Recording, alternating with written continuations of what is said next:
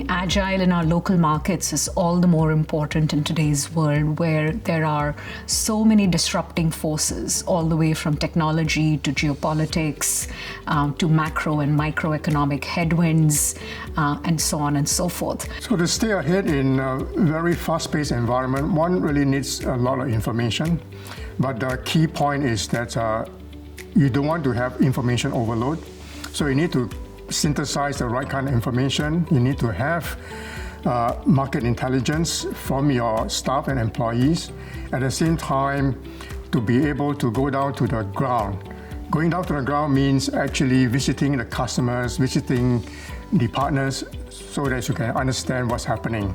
So I think probably the most important thing for leaders is to actually go out of their offices, not just meet with their leadership team, but visit customers, visit suppliers, engage with some of the younger employees, see what competitors are doing, and really experience what's going on outside in the real world. And it's amazing that because regional leaders have such a tough agenda, they're scheduled from morning to evening, that there's very little time to do that. And some of the best regional leaders I've worked with, they are very good at, whenever they go visit a country, they make sure that they spend a significant amount of time outside, meeting customers, visiting shops or retail outlets, talking to suppliers, talking to their own younger employees.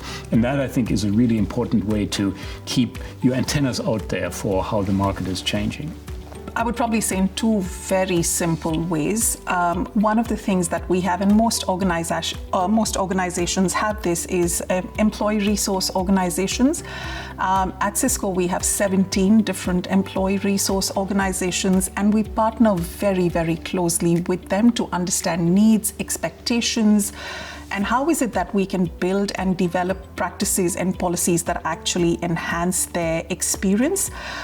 So we listen to them, we co-develop with them, we partner with them very, very closely.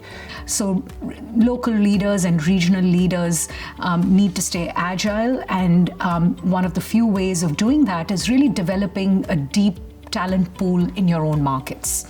Hire people and groom them to have greater autonomy, to have greater decision-making power, have local market knowledge, because really your forces on the ground in terms of your teams are your best tool for telling you what are the market dynamics, what your customers are saying, what your ultimate stakeholders want in those markets. And when they communicate that to you, making sure you have good communication channels for that. And it's also important for regional leaders to attend forums, for example, forums like Critical Eye Networks, because it gives you different views of the environment from different business sectors.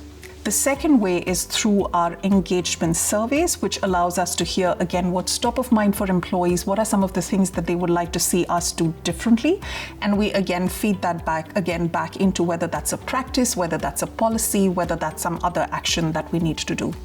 And then finally, good governance systems to make sure that whatever information is coming through this channel can then make its way into your internal decision-making about products, pricing, and other business decisions that drive your region.